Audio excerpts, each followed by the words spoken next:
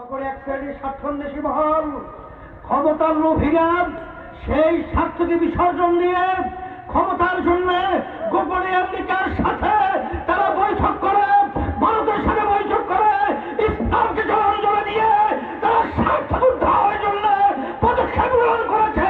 তাদের সাথে আমরা থাকতে পারি না বিদায় আমরা ভিন্ন হয়ে গেছি।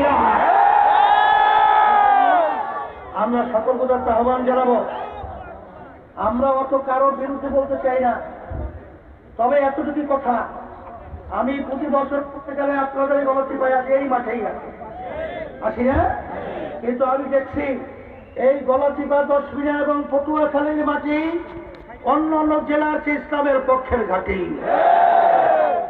আজকে আমার হিন্দু দাদুদেরকে বলবো, অন্যান্য ধর্মাবলম্বী যারা রয়েছেন, আপনারা খবর নিলে দেখবেন স্বাধীনতা যুদ্ধের সময় হিন্দুরা তাদের জানমাল ইজ্জত নিরাপত্তার জন্য আমাদের বাড়ি এসে তারা ওখানে বসবাস করেছিল।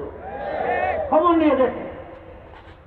আওয়ামী লীগ ভাইদেরকে বলবো, যখন বিএনপি ক্ষমতায় আওয়ামী লীগকে তাড়ায়, তখন আওয়ামী লীগের নেতারা এসে আমাদের বাড়িতে ওখানে আশ্রয় নিয়েছিল। যখন বিএনপি পালায়, তখন বিএনপি নেতা কর্মীরা আমাদের বাড়িতে এসে আশ্রয় নিয়েছিল।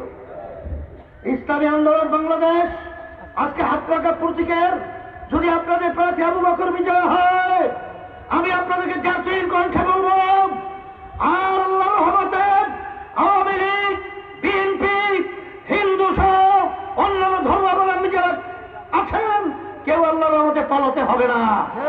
সবাই বুক ফুলিয়ে আপনারা এই জমিনে বসবাস করতে পারবেন। আর সাথে সাথে আমাদের জামাই হিসাবে বলছি, আল্লাহ যদি তাকে কবুল করে, তাদের মুরব্বীর দায়িত্ব হিসাবে আমরা পালন করব এবং প্রতিটা মানুষের মুখে আল্লাহর ভজন করবে হাসি ফুটাতে পারবো।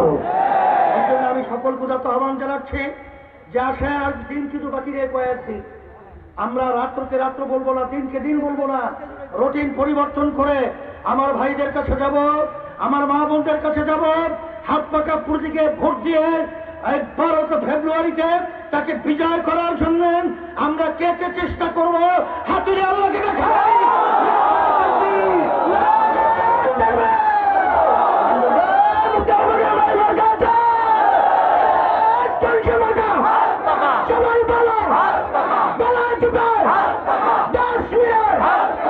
আমি হাত পাখাই শান্তির প্রতীক, আমি তাদের কাছে আমানত হিসেবে রেখে গেলাম।